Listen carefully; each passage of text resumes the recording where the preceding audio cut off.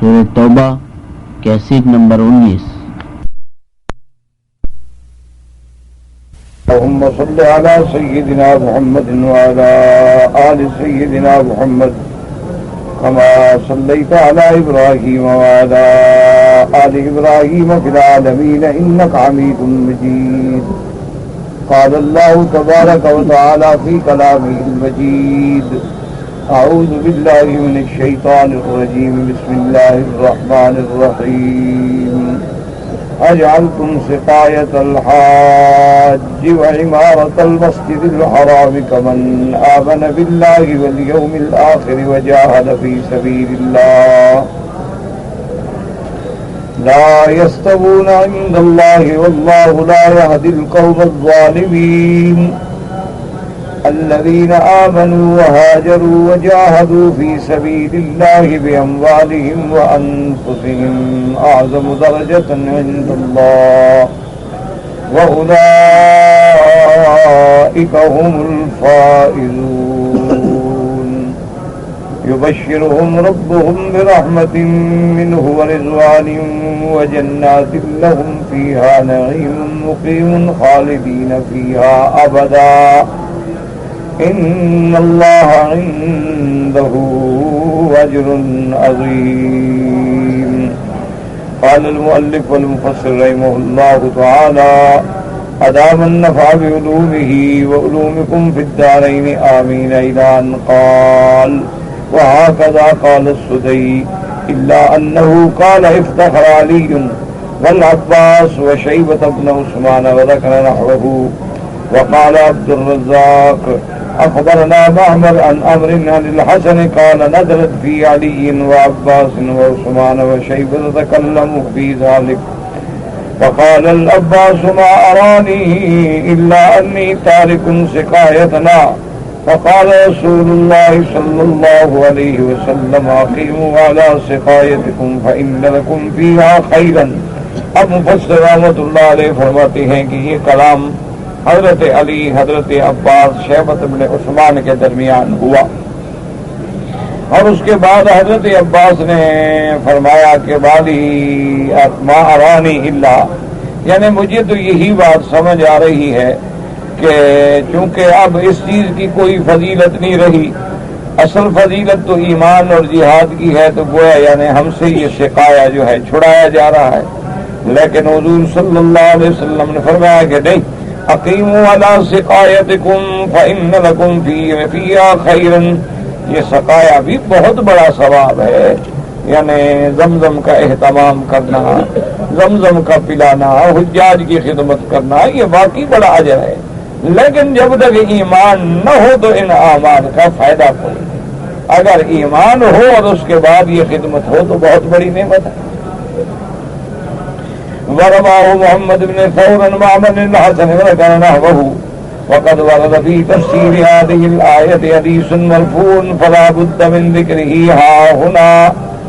قال عبد الرزاق قال أخبرنا معمر عن يحيى بن أبي كثير عن النعمان بن بشير رضي الله تعالى عنه أن رجلا قال: ما أبالي أن أعمل عملا بعد الإسلام إلا أن أسقي الحاج. وقال آخر: ما أبالي أن لا أعمل عملا بعد الإسلام إلا أن أعمر المسجد الحرام. وقال آخر: الجهاد في سبيل الله أفضل مما قلتم. فزجرهم عمر رضي الله تعالى عنه وقال: لا ترفعوا أصواتكم عند منبر رسول الله صلى الله عليه وسلم وذلك يوم الجمعة. ولكن إذا صلينا الجمعة دخلنا على النبي صلى الله عليه وسلم وسألناه. ونزلت: أجعلتم سقاية الحاج وإمارة المسجد الحرام كمن آمن بالله واليوم الآخر إلى آخر الآيات. اب مفسر رحمۃ اللہ علیہ فرماتی ہیں کہ تفسیر هذه الآية، اس آیت کی تفسیر میں حدیث مرفوع موجود ہے حضور صلی اللہ علیہ وسلم سے. تو یہ قاعدہ ہے کہ قرآن کی تفسیر جو ہے سب سے پہلے القرآن یفسر بعضہ بعضا، قرآن اپنی تفسیر مبارک خود بیان کرتے ہیں. کیا معنی؟ ایک جگہ لفظ آئے گا مختصر، دوسری جگہ تفصیل آ جائے گا، ایک جگہ لفظ آئے گا مجمل تو دوسری جگہ اسی اجمال کو بیان کر دیا جائے گا۔ تو یہ اللہ کے قرآن کا ایک قاعدہ ہے۔ جیسے ایک جگہ حکم آ گیا مثلا اقیم الصلاۃ، نماز قائم کرو، پھر ایک جگہ حکم آیا ان الصلاۃ کانت علی المؤمنین کتابا موقوتا، کہ اللہ نے نماز کے لیے اوقات معین کر دیے ہیں، ان اوقات کے اندر نماز ادا کرو۔ پھر تیسری جگہ اللہ پاک نے فرمایا قم اللیل الا قلیلا، چوتھی جگہ فرمایا ومن اللیل فتہجد بہ نافلۃ لک، پانچویں جگہ فرمایا اقم الصلاۃ لدلوک الشمس الی غسق اللیل وقرآن الفجر ان قرآن الفجر کان مشہودا ومن اللیل فسبحہ وادبار النجوم۔ تو ساری آیات جو ہیں پھر وہ ایک دوسرے کی تفسیر فرماتی ہے۔ یہ اللہ کے قرآن کا ایک عظیم معجزہ ہے کہ اللہ تبارک و تعالیٰ نے جو کہ قرآن تھوڑا تھوڑا اتارا، کبھی آیات اتری، کبھی آدھی سورت اتری، کبھی چوتھا حصہ اترا، تو جو ضرورت تھی اتنی آیات اتری، اس کے بعد پھر اتری، اس کے بعد پھر اتری، اور ان سب آیات کو جمع کر کے اس کا عملی نمونہ جو ہے وہ ہے حضرت محمد الرسول صلی اللہ علیہ وعلا آلہ واصحابہ وسلم تسلیما کثیرا کثیرا۔ اسی لیے علماء نے لکھا ہے کہ جتنا آدمی حضور کی سیرت النبی پہ بیان کرے، جتنا علماء بڑے بڑے لوگ، ساری دنیا کے لکھنے والے، ساری دنیا کے علم والے، حضور کی سیرت اتنی عظیم ہے کہ کوئی حق ادا نہیں کر سکتا۔ اسی طرح علماء فرماتے ہیں کہ حضور کی سیرت مبارکہ کے بارے میں جو سیدہ عائشہ صدیقہ رضی اللہ تعالی عنہا نے ایک جملے میں جو حضور کی سیرت بیان کی ہے نا، وہ ساری دنیا کی کتابیں اکٹھی کرو تو حل نہیں ہو سکتی، اس کا مقابلہ ہے۔ سیدہ عائشہ رضی اللہ تعالی عنہ سے صحابہ نے پوچھا، انہوں نے کہا کہ اخبرینی بی بی اما، ہمیں حضور صلی اللہ علیہ وسلم کی سیرت، آپ کے خلق، آپ کے اخلاق، آپ کا کمال کے بارے میں کچھ تو واقعات بیان فرمائیں۔ تو بی بی عائشہ نے ایک جملہ کہا، اور ایک جملہ وہ ایسا ہے کہ آب زر یعنی سونے کے پانی سے لکھنے والا ہے، جس میں حضور کی سیرت کا خلاصہ بیان کر دیا بی بی عائشہ نے کہ ایک ہی آنسو میں کہہ دیا غم دل۔ بی بی صاحبہ نے فرمایا کان خلقہ القرآن، ایک جملہ ہے وقت، لیکن ایسی سیرت کوئی دنیا کا مائی کا لال نہیں بیان کر سکتا۔ اور بی بی عائشہ نے فرمایا خدا کے بندو، مجھ سے جو حضور کی سیرت پوچھنے آئے، آپ کی سیرت تو اللہ کا قرآن ہے۔ اور ایک دوسرے قول میں ہے فرمایا اما تقرؤون القرآن، حضور کی سیرت جو پوچھنے آئے ہو قرآن نہیں پڑھتے ہو تم؟ انہوں نے کہا اما قرآن تو پڑھتے ہیں۔ کہا تو قرآن ہی تو سیرت ہے، کہ جو قرآن میں حکم ہے، جو قرآن میں قول ہے، وہی محمد کی زندگی میں حال ہے۔ جو یہاں قال ہے وہاں حال ہے، جو یہاں حکم ہے اس کی عملی تصویر جو ہے وہ محمد الرسول اللہ صلی اللہ علیہ وعلا آلہ واصحابہ وسلم تسلیما کثیرا کثیرا۔ تو اس لیے اب آپ دیکھیں کہ جہاں اللہ نے نماز کا حکم دیا، ساری قرآن کی نماز کی آیتیں جمع کریں، تو نمونہ کس نے پیش کیا؟ محمد الرسول صلی اللہ علیہ وسلم۔ اللہ نے قرآن میں حج کے بارے میں کتنی آیات نازل فرمائی، کتنی آیات آئی ہیں عرفات کے بارے میں، آفاقی کے لیے حج کے اقسام کے بارے میں، مزدلفہ کے بارے میں، یوم النحر کے بارے میں، منا کے بارے میں، کتنی آیات مبارک ہیں۔ اس سارے حج کی آیات کا نمونہ کون ہے؟ محمد الرسول اللہ صلی اللہ علیہ وعلا آلہ واصحابہ وسلم۔ اللہ نے جہاد کے لیے کتنی احکام دیے، قتال مشرکین کے لیے کتنی آیات قرآن میں آئیں، ان سب کا نمونہ کیا ہے؟ جہاد رسول اللہ صلی اللہ علیہ وعلا آلہ واصحابہ وسلم تسلیما کثیرا کثیرا۔ اسی طرح ہر حکم کو آپ دیکھتے ہیں، اللہ نے نکاح کا حکم دیا، حضور نے نکاح کر کے امت کو نمونہ دکھلا دیا۔ اللہ نے قرآن میں حکم دیا کہ عورتوں کے ساتھ کیا حقوق ہیں، حضور نے وہ حقوق ادا کر کے بدلا دیے امت کو قیامت تک کہ اس طرح عشرت النساء ہے۔ تو اس لیے حضور کی زندگی جو ہے اللہ نے بھی فرما دیا لقد کان لکم فی رسول اللہ اسوۃ حسنہ، کہ مومنوں تمہارے لیے تو میرے مدنی کی زندگی جو ہے وہی نمونہ ہے، وہی اقتدا۔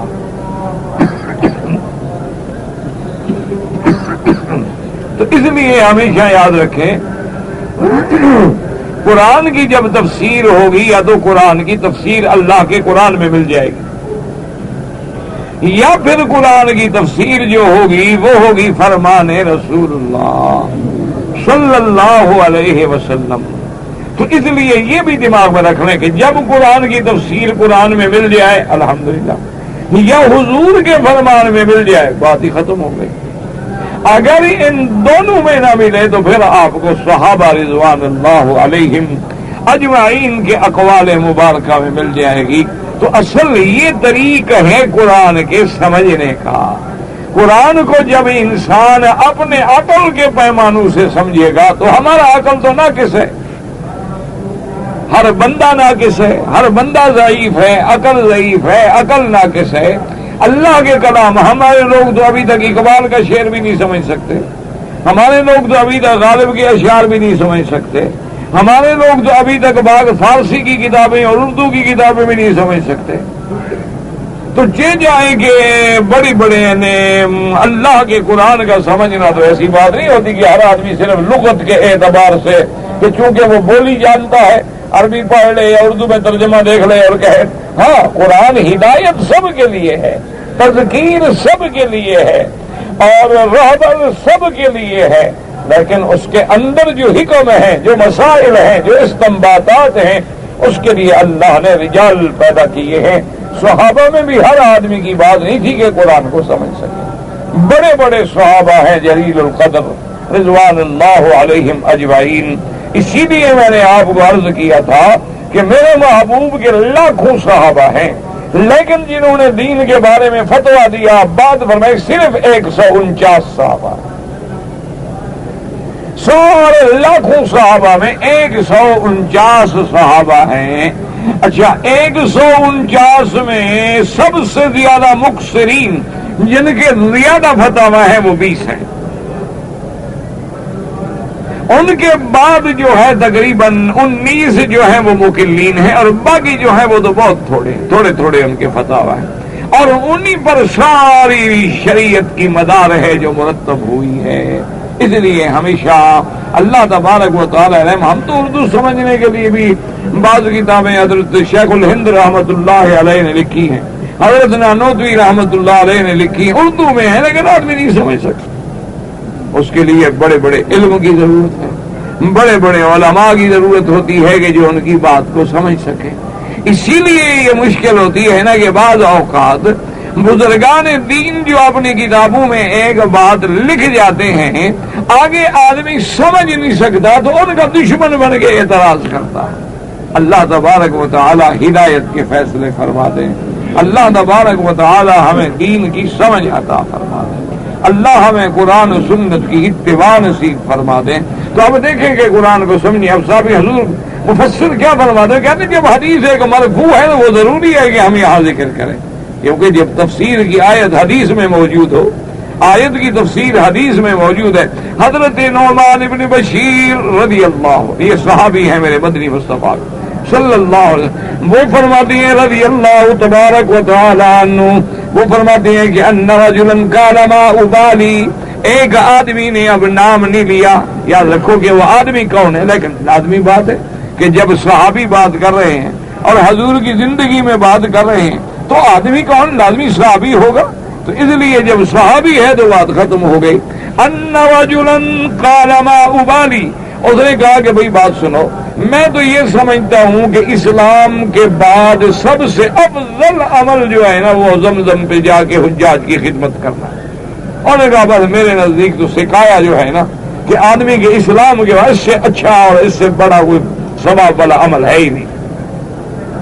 دوسرے صحابی نے کہا کہ نہیں، اصل بات یہ ہے کہ اسلام لانے کے بعد مسجد الحرام کی تعمیر یعنی بنانا، یا مسجد الحرام کی تعمیر مانا نماز سے، ذکر اللہ سے مسجد کو آباد کرنا۔ یاد رکھو عمارت المسجد الحرام کے دو معنی ہوتے ہیں، ایک معنی تو ہوتا ہے کہ آپ مسجد بنائیں تعمیر کر دیں، ایک تعمیر کا معنی ہوتا ہے مسجد کو نماز سے آباد کرنا۔ مسجد بن جائے اور نماز کوئی نہ پڑھے تو وہ تو برباد ہے، وہ تعمیر تو نہیں ہے، وہ آباد نہیں شمار ہوتی۔ اللہ کے گھر آباد ہوتے ہیں اللہ کے ذکر سے، اللہ کے گھر آباد ہوتے ہیں نماز سے، تلاوت قرآن سے، مذاکرہ احادیث مبارک سے۔ صحابہ بیٹھتے تھے، مجلسیں ہوتی تھیں، یہ علم کی مجلس ہے، یہ ذکر کی مجلس ہے، یہ پڑھ رہے ہیں، حدیث مبارک پہ بحث ہو رہی ہے، قرآن مجید پڑھا جا رہا ہے۔ اسی طرح قراء کے حلقے ہیں جو قرآن کی قرات کی صحت کر رہے ہیں، تو اصل مسجدوں کی آبادی اس چیز سے ہوتی ہے۔ اس نے کہا بس سب سے افضل عمل یہ ہے۔ تیسرا بیٹا انہوں نے کہا نہیں، الجہاد فی سبیل اللہ افضل مما قلتم، اسلام کے بعد سب سے افضل عمل جو ہے وہ جہاد ہے، بس جہاد جیسا کوئی عمل نہیں۔ حضرت عمر رضی اللہ تعالی عنہ جو گزرے، انہوں نے دیکھا کہ یہ آپس میں بحث کر رہے ہیں، ایک کہتا ہے حاجی کو پانی پلانا افضل ہے، ایک کہتا ہے اللہ کا کعبہ بنانا افضل ہے، ایک کہتا ہے جہاد فی سبیل اللہ افضل ہے۔ حضرت عمر غصے میں آ گیا، فزجرہم، آپ نے جھڑک دیا، کہا کیا کر رہے ہو؟ لا ترفعوا اصواتکم عند منبر رسول اللہ، حضور صلی اللہ علیہ وسلم کے ممبر کے قریب بیٹھ کے اونچی اونچی آواز میں بحث کر رہے ہو، ادب نہیں ہے، ادب سے بات کرو۔ یعنی اللہ کے نبی کے، اس لیے علماء نے لکھا ہے کہ حضور کی وفات مبارک کے بعد بھی، یعنی حضور کی روضہ مبارک میں دفن ہونے کے بعد بھی علماء کہتے ہیں کہ وہ آیت، وہ حکم موجود ہے کہ آج بھی اگر آپ مسجد نبوی میں جائیں تو ادب سے بات کریں۔ حتیٰ کہ بعض علماء نے لکھا ہے کہ جب مسجد میں جاؤ نا سلام پڑھنے کے لیے تو اتنے ادب سے چلو کہ تیرے پاؤں کی آواز بھی نہ پیدا ہو، یہ نہیں کہ دھپ دھپ کرتے ہوئے اور بھاگتے ہوئے اور کھڑے ہیں شور مچا رہے ہیں، یہ کون سا طریقہ ہے سلام پڑھنے کا؟ بالکل نے کہا ایسے ادب سے چلو کہ تیرے پاؤں کی آواز بھی پیدا نہ ہو، اور اس کے بعد بالکل خشوع و خضوع اور احترام و ادب کے ساتھ، اور یہ تصور کرو کہ اگر حضور کی زندگی میں میں آتا تو کیسے آتا۔ اس لیے آداب ہیں۔ اچھا، اسی طرح جب حضور کی حدیث مبارک میں حکم آ جائے تو اب وہاں بھی سر تسلیم خم ہے۔ یہ جو علماء یا ائمہ کرام کے اختلاف ہیں، اللہ معاف کرے، بات سمجھا کریں، وہ نعوذ باللہ انکار حدیث نہیں ہوتا، وہ نعوذ باللہ اختلاف جو ہے اعراض نہیں ہوتا، وہ تو بحث اس پہ ہوتی ہے کہ ہم زیادہ سے زیادہ قول مبارک جو ہے حضور پاک کا سب سے زیادہ اس تک پہنچ جائیں، وہ تو یہ تحقیق ہوتی ہے۔ اللہ تبارک و تعالی اختلاف سے بچا لے۔ اس لیے ائمہ کرام یا صحابہ کرام رضوان اللہ علیہم اجمعین یا تابعین یا ائمہ محدثین رحمہم اللہ تعالی علیہم اجمعین میں اختلاف ہوتا ہے کہ ایک محدث کہتے ہیں کہ یہ حدیث مبارک جو ہے اس میں فلاں راوی جو ہے ضعیف ہے، دوسرا کہتے ہیں نہیں وہ راوی تو ٹھیک ہے۔ تو یہ اختلاف نہیں ہوتی، یہ تو تحقیق ہے، بحث ہے۔ اب اس لیے حضور حضرت عمر نے فرمایا کہ چپ کرو، اور اس کے بعد حضرت عمر نے کہا کہ دیکھو بات سنو، کہ جب حضور موجود ہے تو جھگڑنے کی کیا ضرورت ہے؟ جب نماز سے فارغ ہوں گے حضور کی خدمت میں جا کے پوچھ لیں گے، بات ختم ہو گئی۔ اب اس کے بعد فرماتے ہیں کہ بالکل بنا کے صلینا الجمعہ تھا، دخلنا علی النبی صلی اللہ علیہ وسلم فسألناہ، حضور کے پاس جا کے پوچھیں گے۔ جب آئے اور حضور سے پوچھا تو اللہ نے قرآن کی یہ آیات نازل کر دی کہ سکایا یا مسجد کی عمارت جو ہے تم ایمان کے ساتھ ملاتے ہو۔ سب سے پہلی چیز ہے ایمان، ایمان باللہ کے بعد جو ہے وہ ہے یا جہاد فی سبیل اللہ۔ ہاں، اس کے بعد یہ بھی اعمال خیر ہیں، لیکن اگر ایمان نہ ہو تو پھر ان اعمال کی کوئی حیثیت نہیں ہے۔ تو اس لیے مفسر فرماتی ہیں کہ یہ آیات مبارک جو ہیں نازل، لیکن یاد رکھو اصل میں یہ آیات تو نازل ہوئی ہیں مشرکین کے رد میں، لیکن جب مدینہ منورہ میں یہ واقعہ پیش آیا تو دوبارہ بھی یہ آیات پڑھی گئی، تو اس لیے مفسر رحمہ اللہ تعالی نے یہ حدیث مبارک نقل فرمائی ہے۔ طریق النخرى قال الولید بن مسلم قال حدثني معاویہ بن السلام عن جدہ ابی سلام الاسود النعمان بن بشیر الانصاری رضی اللہ تعالی عنہ قال كنت عند منبر رسول اللہ صلی اللہ علیہ وسلم في نفر من اصحابہ فقال رجل منهم، حضرت نعمان بن بشیر فرماتی ہے کہ میں حضور کے منبر کے قریب مسجد نبوی میں تھا، حضور کے صحابہ میں سے ایک آدمی نے کہا ما ابالی اللہ امر اللہ امرا بعد الاسلام الا نسک الحاج، وقال آخر بل امارت المسجد الحرام، وقال آخر بل الجهاد في سبيل الله خير مما قلتم، فزجرهم عمر بن الخطاب رضي الله تعالى عنه وقال لا ترفعوا اصواتكم عند منبر رسول الله صلى الله عليه وسلم وذلك يوم الجمعة، ولكن اذا صليت الجمعة دخلت على رسول الله صلى الله عليه وسلم فاستفتي فيما اختلفتم فيه، انہوں نے کہا کہ جب میں جمعہ کی نماز پڑھ لوں گا حضور کی خدمت میں جا کے آپ سے یہ فتویٰ لیں گے کہ ان چیزوں میں کیا افضل ہے، قال ففعل، حضرت عمر نے جا کے حضور سے پوچھا فانزل اللہ عز وجل اجعلتم سقایت الحاج وامارت المسجد الحرام الى قوله تبارک وتعالى والله لا يهدي القوم الظالمين، ورواه مسلم في صحيحه وابو داود وابن جرير وهذا لفظه وابن مردويه وابن بيات في تفاسيرهم وابن حبان في صحيحه يا أيها الذين آمنوا لا تتخذوا آباءكم وإخوانكم أولياء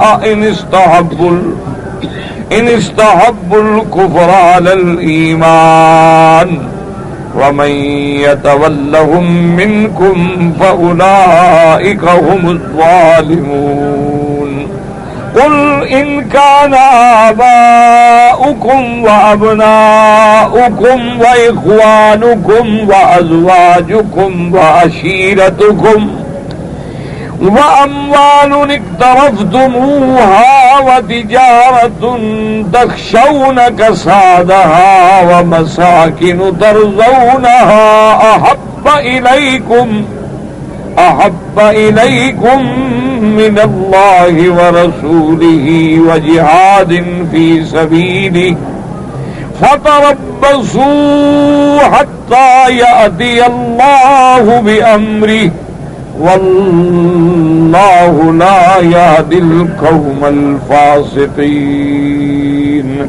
اللہ تبارک و تعالیٰ نے ان آیات میں ارشاد فرمایا کہ میرے محبوب صلی اللہ علیہ وسلم اپنے ایمان والوں سے فرما دے کہ ایمان والوں اپنے باپ بھائی ان کو تم دوست نہ پکڑو اگر وہ کفر کو پسند کریں، اگر وہ کفر کو پسند کریں تو پھر کوئی رشتہ نہیں، کوئی باپ نہیں، کوئی دادا نہیں، کوئی تعلق نہیں۔ وَمَن يَتَوَلَّهُم مِّنكُمْ فَأُولَٰئِكَ هُمُ الظَّالِمُونَ، اور تم میں سے جب جو لوگ اپنے ان کافر ماں باپ کو بھائیوں کو دوست پکڑیں گے وہ ظلم کرنے والے ہیں اپنے جانوں پر۔ اور ان کو یہ بھی کھل کے فرما دو میرا نبی صلی اللہ علیہ وسلم، قل ان کان آباؤکم وابناؤکم، چاہے تمہارے باپ، تمہارے بیٹے، تمہارے بھائی، تمہارے بیویاں، وعشیرتکم، اور تمہارے رشتہ دار، واموال اقترفتموها، اور مال جو تم نے حاصل کیا ہے، وتجارت تخشون کسادها، اور اموال تجارت جیسے ڈرتے ہو گھٹ جانے سے، وَمَسَاكِنُ تَرْضَوْنَهَا، اور رہنے کے محل جو تمہیں بڑے پسند ہیں، أَحَبَّ إِلَيْكُم مِّنَ اللَّهِ وَرَسُولِهِ وَجِهَادٍ فِي سَبِيلِهِ، یعنی اگر باپ بیٹے بھائی بیوی رشتے مال اور اموال تجارت اور محل تمہیں اللہ کے رسول اللہ کے راستے میں جہاد سے زیادہ پیارے ہیں تو پھر اللہ کے عذاب کا انتظار کرو۔ فتربصوا انتظار کرو حتی یاتی اللہ بامرہ حتیٰ کہ اللہ فیصلہ فرما دے واللہ لا یہدی القوم الفاسقین اور اللہ تبارک و تعالی حدود سے نکلنے والوں کو پھر عقل نہیں دیتا پھر ہدایت. تو ان آیات مبارک میں واضح کر دیا گیا کہ مسلمانوں یاد رکھو اگر تمہارا باپ ہے لیکن کافر بیٹا ہے لیکن کافر ہے اس کو اگر کفر پسند ہے تو تمہارا اس سے کوئی تعلق نہیں. اب اگر تم اس سے محبت اور رکھو گے تو گویا تم بھی ان سے. یہی وہ وجہ ہے کہ حضرت عبد الرحمن ابن ابی بکر رضی اللہ تعالیٰ عنہ جب مسلمان ہو گئے تو انہوں نے اپنے ابا حضرت ابی بکر صدیق رضی اللہ تعالی عنہ سے کہا کہ ابا جان جنگ بدر میں جب لڑائی ہو رہی تھی نا تو کئی دفعہ ایسا موقع ملا ہے کہ آپ میری تلوار کی زد پہ آ گئے تھے لیکن میں نے کہا باپ ہے کیسے ماروں تو میں نے وار نہیں کیا حملہ نہیں کیا. ابو بکر نے فرمایا کہ واللہ خدا کی قسم ہے اگر تم میری زد پہ آتے تو میں مار دیتا تلوار جب تم کافر تھے تو پھر کیا تعلق. حضرت ابی بکر رضی اللہ ہوتی یہ ہے مقام محبت. ہم تو جناب اب ایمان سے خدا کے کعبے میں بیٹھے ہو ہم مولویوں کی باتوں کو تو چھوڑے ہم تو ویسے بھی طالب ہوتے ہیں اور ٹکڑوں پہ پلنے والے لوگ ہوتے ہیں. ہمارا بھائی دماغ کیا ہوگا ہم تو پاگل لوگ ہوتے ہیں بے وقوف لوگ ہوتے ہیں لیکن آپ کو تو اللہ نے عقل دیا ہے دماغ دیا ہے ماشاءاللہ تعلیم دی ہے. ایمان سے کہیں کہ آج کل اگر ایک شادی ہو جائے اور شادی میں برادری کہتی ہے کہ رسم رواج فلاں بیوٹی پارلر بدعات منکرات افراح فلاں ساری چیزیں ہوں گی تو آپ کہتے ہیں کیا کریں جی دیکھو نا آپ گھر والوں سے حضرت کون لڑے کیا کریں جی ماننی پڑتی ہے حضرت گزارا تو کرنا پڑتا ہے اگر رہنا تو ہے نا ہم نے اس معاشرے میں. یہ معاشرہ کافروں کا ہے یا مسلمانوں کا ہے. اسی طرح آپ دیکھیں کہ ایک آدمی مر جائے تیسرے دن کل رہے آپ کہیں کہ جناب یہ تو قرآن حدیث میں نہیں بدعت وہ کہتے ہیں حضرت میں بھی جانتا ہوں بدعت ہے ثواب بھی کوئی نہیں. کیا کریں حضرت برادری کی مصیبت ہے نا سارے برادری چھوڑ دیں گے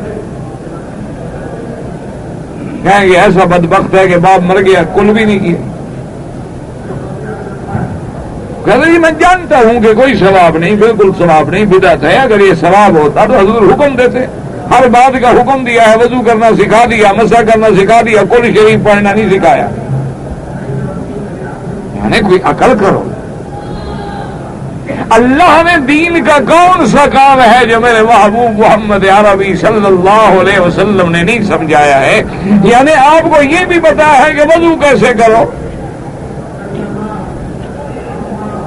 آپ کو یہ بھی بتلایا ہے کہ غسل کیسے کرو آپ کو یہ بھی بتلایا ہے کہ غسل جنابت کیسے کرو اگر عورت ہے حیض ہے نفاس ہے غسل کیسے کرے.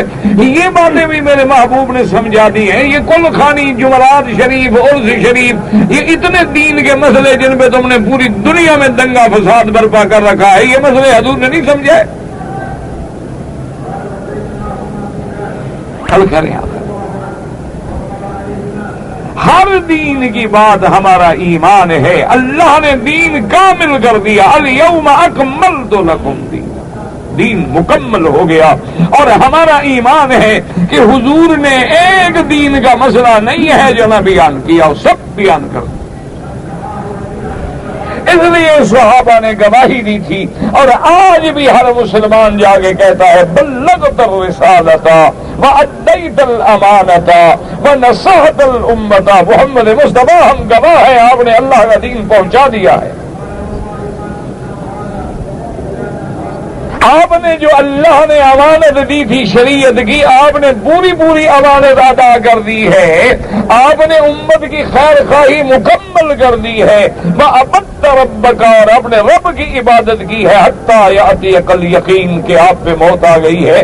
جب یہ ہر بات کی ہم گواہی دے رہے ہیں تو ایمان سے یہ جھگڑے آخر کس بات میں ہیں کہ یہ چیزیں نہ قرآن میں ہیں، نہ حدیث میں ہیں، نہ صحابہ کے عمل میں ہیں، نہ خلفائے راشدین میں ہیں، نہ عشرہ مبشرہ میں ہیں، پھر بھی آدمی کہتا ہے جی کیا کروں، برادری ناراض ہوتی ہے، تو یہ کون سا مسلمان ہے؟ برادری مقدم ہے، اسلام مؤخر ہے؟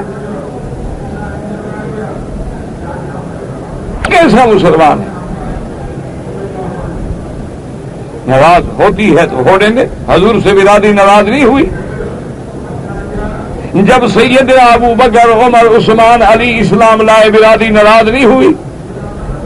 برادری نے تلواریں نہیں چلائیں، برادری نے بدر میں آ کے لڑائی نہیں لڑی، برادری نے مکے سے ہجرت کرنے پہ مجبور نہیں کر دیا، صحابہ کو نہیں نکلنا پڑا حبشہ اور مدینے کے لیے، تو تم بھی جب تک حضور کے اس نقشے پہ نہیں ڈٹ جاؤ گے تو برادری سے مقابلہ کیا، دین کیسے پہنچے گا؟ اللہ کے بندے اپنی دین کو سمجھے خدا کے لیے۔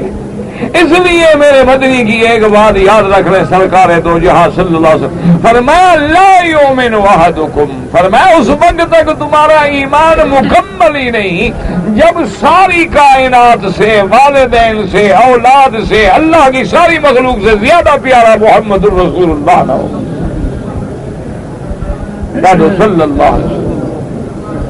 سب سے محبوب ہمیں کون ہونا چاہیے؟ محمد الرسول اللہ۔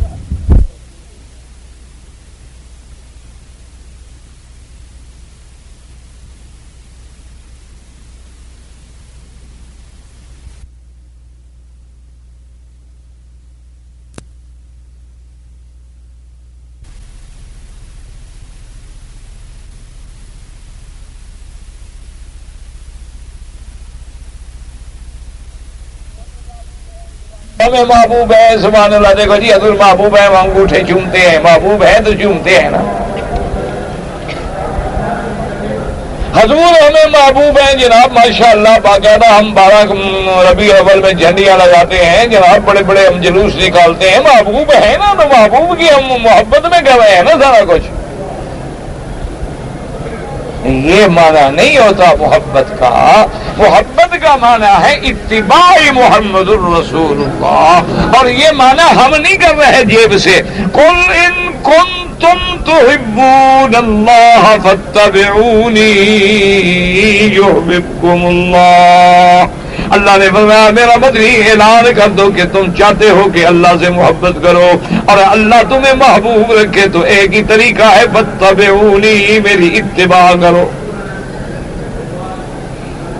اتباع کا کیا معنی ہے؟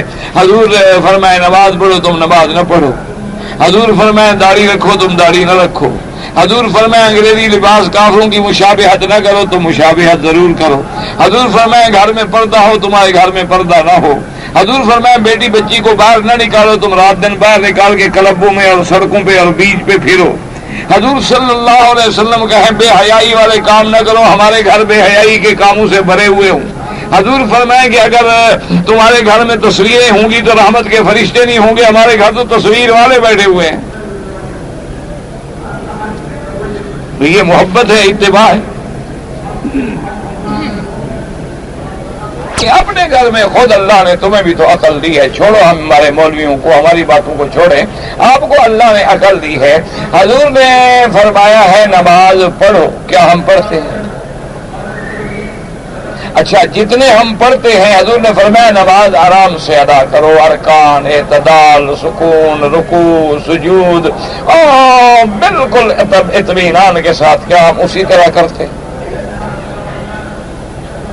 حضور صلی اللہ علیہ وآلہ وسلم نے فرمایا کہ اللہ پیسے دے، صاحب نصاب ہو تو سال کے بعد زکوٰۃ ادا کرو، ہم سب حساب کر کے زکوٰۃ دیتے ہیں۔ اتنے آدمی ہیں ماشاءاللہ جو حساب کر کے زکوٰۃ دیتے ہیں، اللہ قلیل، کوئی 5%، 10%۔ حضور صلی اللہ علیہ وسلم نے فرمایا اللہ استطاعت دے، طاقت دے تو زندگی میں حج کرو. کیا ہم کرتے ہیں؟ کیا خیال ہے آپ کا اس وقت دنیا میں کتنے مسلمان ہیں؟ 1 ارب 36-40 کروڑ یہ ہے مسلمان. اس میں کیا خیال ہے آپ کا؟ اگر 2% آئے تو کتنے حاجی ہونے چاہیے ہر سال؟ 2% میں کہہ رہا ہوں، سارے نہیں. تو کیا ہم اسی طرح حج کر رہے ہیں؟ حضور صلی اللہ علیہ وسلم نے کہا کہ میری سنت پہ چلو، بدعت سے بچو، ہم کر رہے ہیں. حضور صلی اللہ علیہ وسلم نے فرمایا کہ ہر عمل میں میرا نمونہ اختیار کرو، ہم کر رہے ہیں. حضور ہمیں محبوب ہے، آپ کی صورت ہمیں محبوب ہے. اگر محبوب ہے تو ہم حضور کی صورت مبارک نہ اختیار کریں، داڑھی مبارک میں، پگڑی مبارک میں، چادر مبارک میں، کرتے میں، ہر چیز میں. ہم تو محبوب والا لباس پہنے نا، محبوب والی صورت بنائیں گے. ہمیں محبوب ہے، محبوب حضور ہے لباس کافروں کا. محبوب ہمیں حضور ہے، ساری زندگی حضور نے ٹیبل پہ بیٹھ کے کھانا کھایا ہے. میں فتویٰ نہیں دے رہا کہ حرام ہے، فتویٰ مفتی کا کام ہے، علماء کا کام ہے، تو طالب ہوں. ویسے جائز ہے کرسی پہ بیٹھ کے بھی، لیکن بات ہے محبوب کی. اگر ہمیں حضور محبوب ہیں تو محبوب کا عمل ہے کہ حضور نے کبھی ٹیک لگا کے کرسی پہ بیٹھ کے ٹیبل پہ کھانا کھایا ہو چھری کانٹے سے. حضور صلی اللہ علیہ وسلم نے کبھی کھڑے ہو کے کھانا کھایا، کھڑے ہو کے پانی پیا. حضور صلی اللہ علیہ وسلم کبھی گلیوں میں سر ننگا چلے. آج کل تو ایک فیشن بن گیا ہے، یعنی سر پہ کپڑا رکھنا تو سوال ہی پیدا نہیں ہوتا، تصور نہیں. اب تو ماشاءاللہ داڑیاں ہیں، اس کے بعد بھی نہیں. دلیل ہے کرو، دنیا مسئلہ بنا لیتے ہیں ماشاءاللہ. انا للہ و انا الیہ راجعون. بھائی ساری زندگی حضور کا عمل ہے. یاد رکھو، ایک چیز ہوتی ہے جواز، کچھ سمجھا کرو. ایک ہے اس بات، ایک ہے اس عمل کو حضور نے سنت قرار دینا. بات سمجھو. ایک ہوتا ہے کہ ایک چیز کا اس بات ہے، کیا مانا کہ اگر ایسی بات ہو جائے تو جائز ہے کہ حضور سے بھی ثابت ہے. ایک ہے کہ حضور نے کیا اس عمل کو سنت قرار دیا ہے. اب دیکھیں یعنی یوں سمجھیں کہ وضو میں کتنی فرض ہیں، یہ بھی بھول جائیں گے. 4. غسل میں کتنی فرض ہیں؟ 3. یہ کم از کم یاد رکھ لیں. تو اب مثال کے طور پر یوں سمجھ لو کہ غسل میں کلی کرنا کیا ہے؟ ناک میں پانی دینا، سارے بدن پہ پانی بہانا فرض ہے. اچھا باقی سننا ہے. لیکن کبھی کبھی حضور وضو کے بعد حدیث میں آتا ہے کہ اپنی بیوی کو بھی حضور نے بوسہ دیا اور نماز پڑھانے چلے گئے. تو یہ ثابت تو ہے، لیکن کیا یہ حکم ہے دیں گے آپ جب وضو کرو بوسہ دے کے آیا کرو؟ کو سمجھو. ایک دفعہ یعنی حضور نے امت کے لیے بیان جواز کے لیے رحمت دو جہاں نے ایک مسئلہ کر دیا کہ کبھی میاں بیوی ہے، نئی شادی ہے، پیار ہوتا ہے، محبت ہوتی ہے، وضو کر کے بھی بیچارے کو خیال آ گیا بوسہ دے بیٹھا. تو ایک عمل ثابت ہے. ہم یہ نہیں کہیں گے کہ بھئی تمہاری نماز نہیں ہوئی، کہ رحمت دو جہاں نے ایک نمونہ بتلا دیا. لیکن اس کو آپ نے یہ سنت تو قرار نہیں دیا کہ ہر وضو کرنے والا ایسا کرے. انہوں کو سمجھا کریں. یہی تو مشکل ہوتی ہے نا کہ ہم دعویٰ کر لیتے ہیں لیکن سمجھتے ہیں. بعض چیزیں جو ہیں وہ ثابت ہیں لیکن ان کو درجہ سنت کا دے کے مستقل دوام پر عمل کا حضور نے حکم نہیں دیا. اور ایک وہ چیز ہے کہ اس کو حضور نے سنت قرار دیا ہے کہ یہ سنت ہے، اس پہ تو ہم ہمیشہ عمل کریں گے لازم. اب دیکھیں جیسے کہ حضور صلی اللہ علیہ وسلم نے بھی بیٹھ کے نماز پڑھ لی. تو مانا کیا ہوا کہ ثابت ہو گیا اگر کوئی بیٹھ کے نماز پڑھے گا تو نماز ہو جائے گی اگر عذر ہے، اگر کوئی وجہ ہے، اور ساتھ یہ بھی بدلا دیا کہ ثواب آدھا ملے گا، اور ساتھ یہ بھی فرما دیا کہ نماز میں قیام فرض ہے، اگر عذر ہے معذور ہے ورنہ قیام کرنا ہوگا۔ ارے بھائی یاد رکھو، دعا کرو، جو اللہ کے قرآن پہ اور محبوب کی سنت پہ عمل نہ کرے وہ تو مسلمان نہیں ہوتا۔ لیکن بات کو سمجھنا چاہیے۔ میں نے آپ کو بتایا تھا نا، اپنے والد مرحوم کا واقعہ بتایا تھا کہ میرے والد صاحب رحمۃ اللہ علیہ حج کرنے کے لیے گئے تو ٹانگوں میں بہت بڑھاپا آ گیا تھا، تو چلنے سے بھی معذور ہو گئے تھے، اور نظر اتنی کمزور ہو گئی تھی کہ بالکل قریب میں پھر تھوڑی تھوڑی بات نظر آتی تھی۔ تو اب جناب جب ہم حج پہ آئے الحمدللہ، مینا عرفات مزدلفہ ہو کے واپس آ گئے، مینا میں پہنچ گئے تو کنکریاں مارنے کا مسئلہ آ گیا، ابھی کنکری مارنی ہے۔ تو ہم سب نے یہ مشورہ کیا کہ ٹھیک ہے ابھی کوئی مسئلہ ہی نہیں ہے، والد صاحب معذور ہے اور نظر نہیں، گھٹنے نہیں، چلنے کے قابل نہیں، ہمیں وکیل بنا دیں گے، ہم جا کے ابے کی طرف سے کنکری مار دیں گے۔ تو اب جب وقت آیا اور ہم نے کہا کہ حضرت وہ کنکریوں کے لیے ہم نے جانا ہے، آپ ہمیں وکیل بنا دیں، کہا نہیں میں تو خود چلوں گا۔ تو وہ تھے بھی ماشاءاللہ پھر بلوچ آدمی، اللہ نے عالم تو بنا دے، ورنہ تو سردار قبیلے کے لوگ تھے، مزاج میں تو وہ رہتی ہے نا کچھ سختی۔ ہم نے کہا حضرت نہیں میں جاؤں، حضرت نے کہا آپ چل نہیں سکتے ہو، ریڈی پہ ہم آپ کو چلا رہے ہیں، ویل چیئر پہ ہیں آپ، کنکریوں کا اتنا بڑا رش ہے، آپ کنکریاں مارنے جائیں گے؟ اور اس کے بعد یہ ہے کہ میں نے بس ایسے جیسے، حالانکہ میری بے وقوفی، ورنہ ہم تو ایسے اب بھی طالب ہیں، اس وقت تو اور بھی زیادہ نالائق تھے، تو میں نے کہا حضرت یہ سارے قرآن حدیث میں جو مسئلے ہم لوگوں کو بتاتے ہیں کہ لیس علی المریض حرج ولا علی الأعرج حرج، مریض پہ کوئی حرج نہیں، کوئی گناہ نہیں، لنگڑے پہ کوئی گناہ نہیں، یہ سارے قرآن حدیث کے مسئلے لوگوں کو بتانے کے لیے ہے، آپ کے لیے نہیں ہے یہ مسئلہ۔ اللہ کے بندے آپ چل نہیں سکتے ہیں، ویل چیئر پہ ہیں، نظر نہیں آتے، کنکری ماریں گے آپ، کیوں خواہ آپ بھی پریشان ہوتے ہیں، ہمیں بھی پریشان کرتے ہیں، اس حال میں ریڈی لے کے جانا کو آسان ہے؟ تو بس جناب پھر تو وہ اپنی بلوچکی پہ آ گیا نا، بلوچی رگ جو تھی وہ پھڑک گئی۔ اچھا ماشاء اللہ بھائی اب تو تم بڑے مولوی بن گئے ہو، مجھے بھی پڑھاتے ہو۔ ماشاء اللہ بھائی تمہیں ماشاء اللہ اب تو تم بڑے مولوی بن گئے، بڑا قرآن حدیث کو سمجھ لگے، اب باپ کو بھی پڑھانے والے بن گئے، ماشاء اللہ ماشاء اللہ۔ لگے بے وقوف آدمی، معذور کے لیے جائز ہے کہ وکیل بنا دے، جب میرا بیٹا، میرے بھائی، میرے ملازم، میرے طالب، میرے ساتھی موجود ہو، ریڈی موجود ہے، گاڑیاں موجود ہیں، میرا عذر تو ختم ہو گیا، میں کہاں معذور ہوں؟ بے وقوف آدمی، معذور تو تب ہے کہ میں معذور ہوں، ریڈی پکڑنے والا بھی کوئی نہیں۔ میں کہا حضور کی حدیث مبارک نہیں دیکھی کہ صحابی نے آگے پوچھا تھا یا رسول اللہ میں نابینا ہوں، نابینا ماں آنکھیں بھی نہیں ہے، کہا میں تو دیکھ سکتا ہوں نا، بے وقوف اس کی تو آنکھیں دی نہیں، کہ میں نابینا ہوں اور میرا گھر مسجد سے دور ہے، اور حضور کے زمانے میں اندازہ کریں مدینے پاک کے رستے کیسے ہوں گے، سارے پتھر، سڑکیں تھوڑی بنی ہوئی تھی، کارپیٹ بچھے ہوئے تھے۔ یہ تو اللہ اس حکومت کو جزائے خیر عطا فرمائے کہ اب تو ریشم کی طرح سڑکیں ہیں، اس زمانے میں تو پتھر تھے سارے۔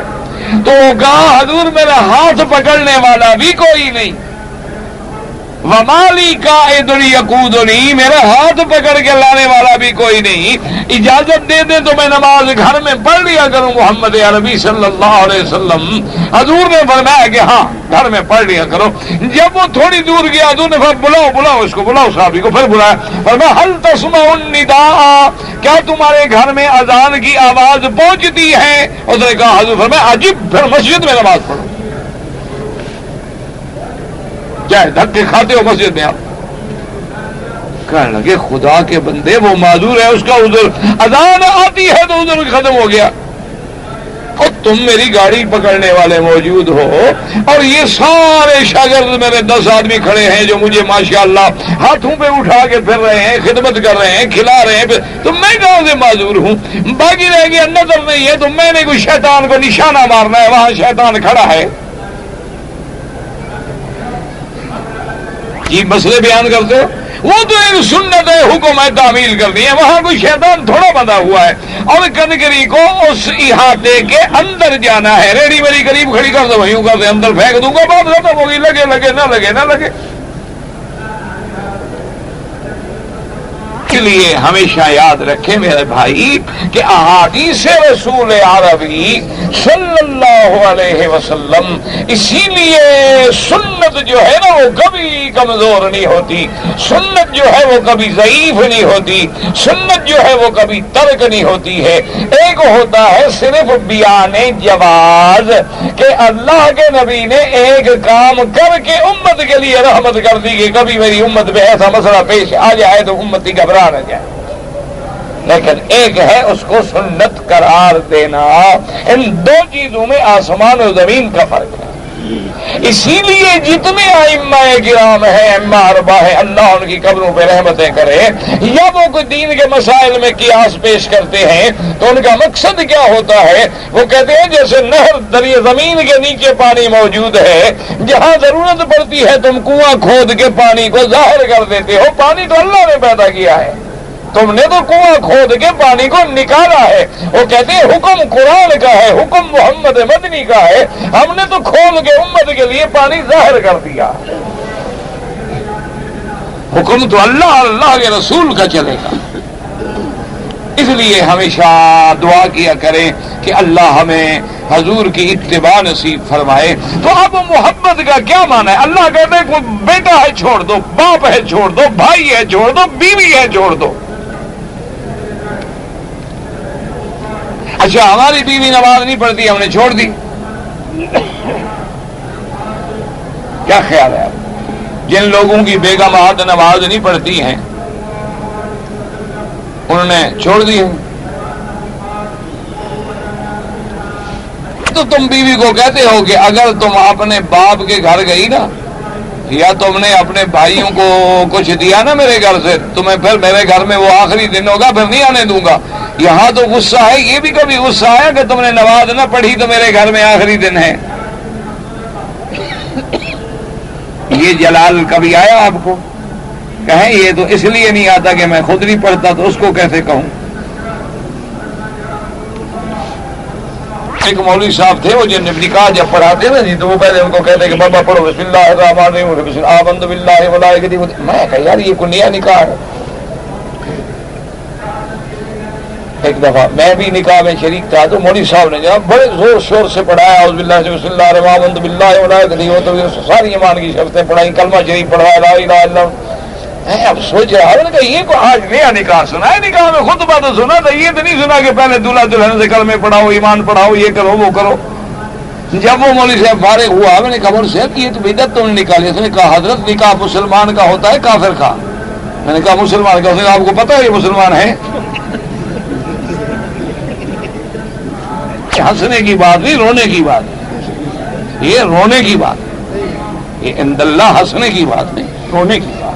انہوں نے کہا مکی صاحب مجھے آپ بتائیں آپ کو یقین ہے یہ نماز پڑھتے ہیں؟ میں نے کہا مجھے کیا پتا۔ تو اس نے کہا آپ کو یہ پتا ہے کہ ان کو توحید کا پتا ہے کہ توحید ربوبیت کیا ہے، الوہیت کیا ہے، اسماء و صفات، ان کو توحید آتی ہے؟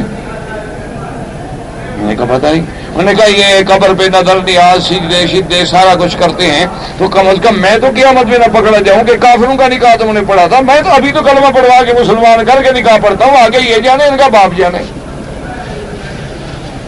میں نے تو ابھی ان کو کلمہ پڑھوا کے نکاح پڑھا ہے نا، میں نے مسلمان کا پڑھا ہے، میں قیامت میں انشاءاللہ نہیں پکڑا جاؤں گا۔ میں نے کہا یار تم واقعی سمجھدار آدمی، سچی بات ہے، جو آدمی سچی بات ہے۔ اب ہم کہیں گے تم نے تو بدعت نکال لی ہے۔ انہوں نے کہا حضرت بے نماز آدمی ہے، بیوی نے کبھی نماز نہیں پڑھی تو لہن صاحبہ نے، اور پھر شادی کی رات تو نماز کا سوال ہی پیدا نہیں ہوتا، بیوٹی پارلر میں رات گزرے گی، باقی دولہے کے ساتھ گزرے گی۔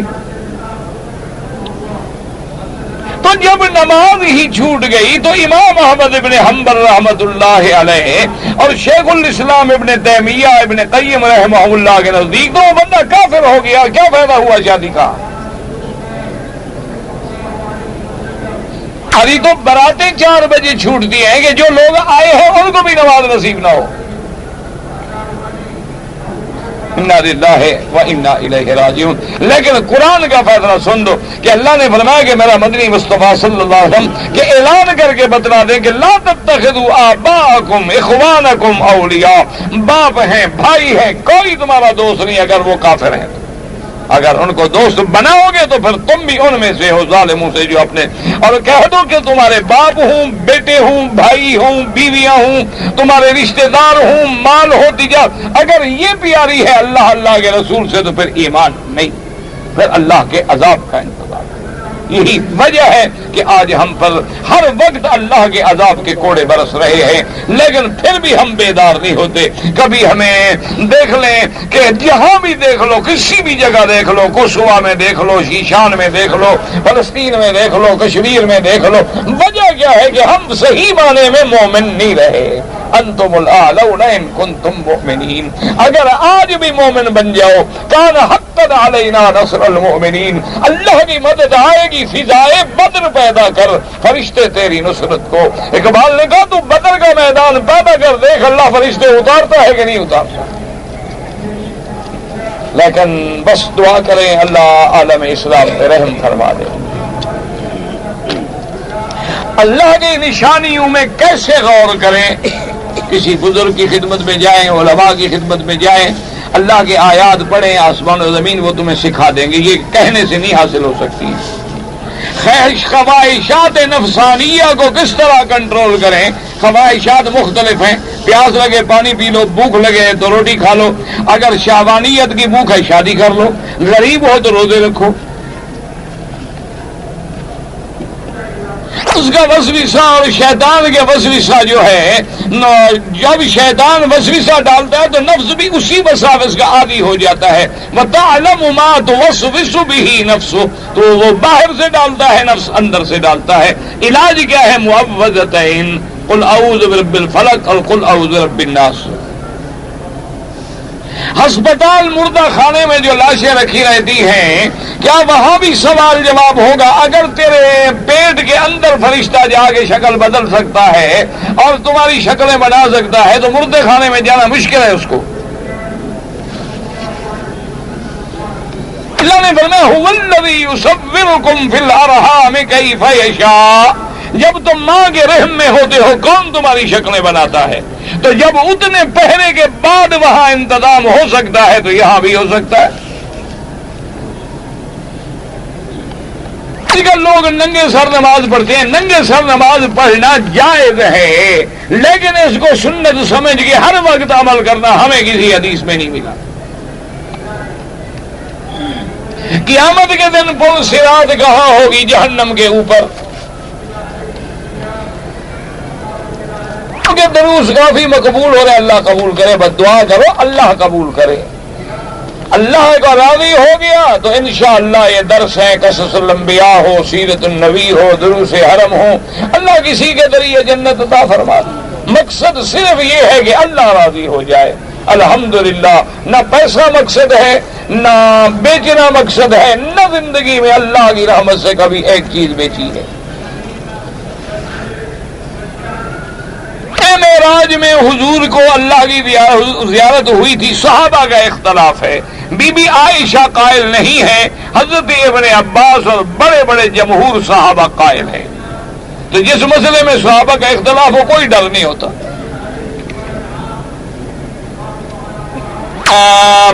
میری بیوی کا جو زیور ہے یا حق المہر میں جو حق المہر میں وہ بھی اسی کا ہے.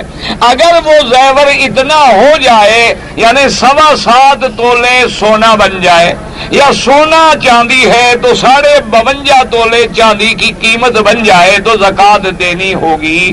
امام ابو حنیفہ رحمت اللہ علیہ کے نزدیک، امام احمد ابن حنبل رحمت اللہ علیہ کے نزدیک وہ زیور جو عورت نے پہننے کے لیے بنایا ہے، چاہے سال میں ایک دفعہ پہنے، ہر وقت تو نہیں پہنتی نا عورت زیور، وہ کہتے ہیں کہ پہننے والے زیور پہ زکوٰۃ نہیں ہے، البتہ جو تجارت کے لیے ہے یا بیچنے کے لیے ہے اس پہ زکوٰۃ ہے۔ لیکن امام ابو حنیفہ رحمۃ اللہ علیہ فرماتے ہیں چاہے زیور پہننے والا ہے اس پر بھی زکوٰۃ ہے۔ اور دیکھ لیں کہ امام صاحب کا ہر مسئلہ بڑا احتیاط پہ ہوتا ہے، کیوں؟ مثلاً آپ نے زکوٰۃ دے دی اور قیامت میں فیصلہ ہوا کہ زکوٰۃ ضروری نہیں تھی، تو خیرات کا ثواب اللہ دیں گے نہیں دیں گے؟ اور اگر نہ دی اور قیامت میں فیصلہ ہو گیا کہ دینی تھی، پھر کیا کریں گے؟ اس لیے امام صاحب ہمیشہ احوط مسئلہ لیتے ہیں کہ ایسا مسئلہ لو کہ تمام احادیثیں بھی جمع ہو جائیں اور اللہ کے ہاں زیادہ سے زیادہ اجر میں۔ اللہ سب ائمہ پہ کروڑوں رحمتیں فرمائے۔ ایک آدمی نے چوری کیا، وہ بولا میں نے نہیں کیا، اس کو ایک آدمی نے 3 پتھر دے دیا کہ تم پھینکو، اس نے تو نہیں کہا نا، تم جو 3 پتھر دیتے تو اس کی بیوی طلاق ہو جائے گی۔ جب اس کی نیت نہیں ہے، تم 3 پتھر لوگوں کو پکڑوا کے طلاق تم دے رہے ہو، بیوی اس کی ہے، طلاق تم دے رہے ہو۔ جیسے تمہارے ملک میں قانون ہے نا، آئلی قوانین، طلاق خامن دیتا ہے، پکی چیئرمین کرتا ہے۔ اللہ کے بندے کو چیئرمین نے بیوی کو تو طلاق نہیں دی نا، تم کون ہو پکا کرنے والے؟ وہ تو طلاق نکلی اور پکی ہو گئی۔ ثلاثن جدہن جدن وعدلہن جدن النکاح والطلاق والعتاق۔ حضور نے فرمایا یہ 3 چیزیں ایسی ہیں کہ مذاق مذاق میں بھی کہو تو پکی ہو جاتی ہیں۔ بہرحال اس کی نیت نہیں تو اس پہ کوئی طلاق شلاق نہیں، باقی اس نے چوری کی تو پکڑا جائے گا قیامت میں۔ وجد کیا ہے؟ وجد کا معنی قرآن و سنت میں اذا تلیت علیہم آیاتہ زادتہم ایمانا، یہ ہے وجد۔ تقشعر منہ جلود الذین یخشون ربہم، کہ جب اللہ کا قرآن پڑھا جاتا ہے تو ان کی چمڑے پہ اور بال بھی کھڑے ہو جاتے ہیں اور ان کا ایمان بڑھ جاتا ہے اور حلاوت ایمان آ جاتی ہے۔ باقی یہ جو لوگ جن کھیلتے ہیں وجد آ گیا، یہ تو ایسے قصے ہیں جھوٹے۔ ایک جگہ ہے والد صاحب نے نمازیوں کے لیے مخصوص کی تھی، اگر وہاں مسجد کی نیت کی تھی تو مسجد رہے گی، وہ نہیں بدل سکتی۔ ایسے مصلی بنا تھا کہ بھی نماز پڑھتے رہو، لیکن مسجد کی نیت نہیں تھی تو جگہ بدل کے تم دوسری کر سکتے ہو۔ انا للہ، اللہ کے لیے ہے سب کچھ، اللہ کی طرف حسبنا اللہ، اللہ کافی ہے بس۔ سنگ مرمر سے پہلے اب تو حکومت نے جزاہم اللہ خیرا ٹھنڈا فرج لگا دیا، پہلے تو کالے پتھر تھے، کنکریاں ہوتی تھی، پاؤں رکھ نہیں سکتے تھے آدمی۔ حرم شریف میں ایک روایت میں ہے کہ 120 رحمتیں نازل ہوتی ہیں، 60 طواف والوں کے لیے اور 40 نماز والوں کے لیے اور 20 دیکھنے والوں کے لیے۔ اگر کوئی شرک کرے، چاہے قبروں پہ سجدہ کرے، بادشاہ ہو یا غیر بادشاہ ہو، شرک شرک ہے۔ غیر اللہ کا سجدہ کرنا، غیر اللہ کو نفع نقصان کا مالک سمجھ کے مانگنا، ویسے قبر پہ جانا تو شرک نہیں۔ آدمی نے حج کیا تھا، طواف زیارت کر لیا، طواف وداع نہیں کیا، طواف زیارت کے بعد اگر اس نے کوئی بھی طواف کیا ہے نفلی تو وداع ہو گیا انشاءاللہ، کوئی جرمانہ نہیں۔ لیکن اگر بالکل کوئی طواف نہیں کیا تو طواف وداع حاجی پہ واجب ہے، ایک بکری دم کی اللہ کے حرم میں ذبح کر کے غریبوں کو کھلائے، خود چلا گیا تو کسی کو پیسے بھیج کے بکری کرا دے۔ جو لوگ شہید ہو جاتے ہیں ان کی قبروں پہ پھول چڑھانا یہ بدعت ہے۔ شہید کی قبروں پہ پھول چڑھانا سنت ہوتا تو سب سے پہلے میرا محبوب سید الشہداء سیدنا حمزہ کی قبر پہ پھول چڑھاتے۔ بولتا ہے حافظ قرآن ہے، ڈبل سزا ملے گی۔ جب میں حرم میں آتا ہوں تو میرے اندر برے خیالات آتے ہیں، یہ علامت ہے ایمان کی، شیطان تمہیں پریشان کرنا چاہتا ہے۔ علاج یہ ہے کہ جو شیطان وسوسہ ڈالے نا اس کا الٹ کام کرو، انشاءاللہ ٹھیک ہو جائے گا، سیدھا ہو جائے گا۔ حدیث میں آتی ہے کہ مسلمان شیطان کو اتنے ڈنڈے مارتا ہے کہ اس کا شیطان کمزور ہو جاتا ہے، ڈنڈے مار مار کھا کھا کے۔ اور وہ ڈنڈے کیا ہیں؟ ذکر اللہ، یعنی کیا مانا؟ تم نماز پڑھے ہو، شیطان کہہ رہے یار جلدی پڑھو، تم اور لمبی کر دو۔ شیطان کہہ رہے یار 2 رکعت پڑھو، نکل نہیں، تم 2 رکعت اور شروع کر دو۔ اسی طرح وہ مرتا ہے، پھر بھاگتا ہے۔ کے نبی کے علاوہ بھی کسی انبیاء کو معراج ہوا، سب انبیاء کو ہوا اپنے اپنے طریقے سے۔ طلاق دینے کا صحیح طریقہ کیا ہے؟ کیوں طلاق دینا سیکھتے ہو کیا؟ تنگ آیا ہوا ہے بیچارہ بیوی سے۔ بہرحال صحیح طریقہ اس کا یہ ہے کہ جب عورت حیض میں ہے، حیض سے پاک ہونے کے بعد میاں بیوی آپس میں نہ ملیں، ایک طلاق دو رجی، یہ ہے سنت طریقہ۔ بھی عمرہ والدین کے لیے انشاءاللہ حج عمرہ والدین کے لیے ضرور کرے، اللہ ثواب دیں گے۔ قوال نے مصرع کہا تھا، تو قوال کوئی عالم ہوتا ہے، محدث ہوتا ہے، اس کے مصرے کا جو تم حوالہ دے رہے ہو کہ ایک قوال نے کہا، قوال کا معنی تو ہوتا ہے کال بنا، باتیں کرنے والا، اور اس کا کیا اعتبار ہے کہ اذان نہیں دے گا بلال تو صبح نہیں ہوگی؟ بالکل جھوٹ ہے۔ اب بلال مر گئے، صبح ہو رہی ہے، اذان تو نہیں دے رہے بلال، پھر صبح ہوتی ہے روزانہ کہ نہیں ہوتی؟ بالکل گھڑی ہوئی روایت ہے، حقیقت نہیں ہے۔ ابو حنیفہ کے مسلک پر عمل کرتا ہے، ٹھیک ہے، امام ابو حنیفہ مجتہد ہیں، ان کے قول پہ عمل کرنا بھی، اللہ ان کی قبر پہ رحمت فرمائے۔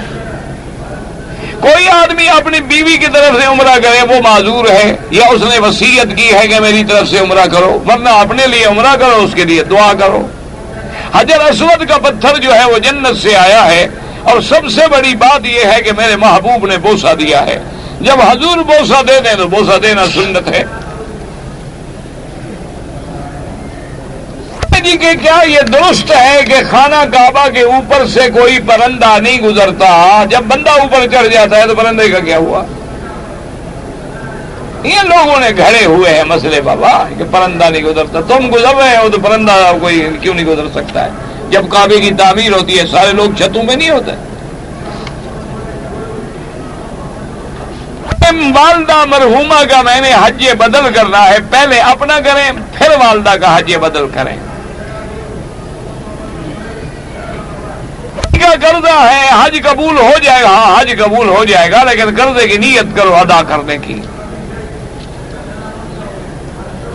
مکہ مکرمہ میں ڈاکٹر جو بلاتے میں ان کو حج کا آسان طریقہ بتا دیں، جب حج آئے گا قریب تو پوچھ لینا، ابھی تو انشاءاللہ آپ کو پرسوں بھول جائے گا۔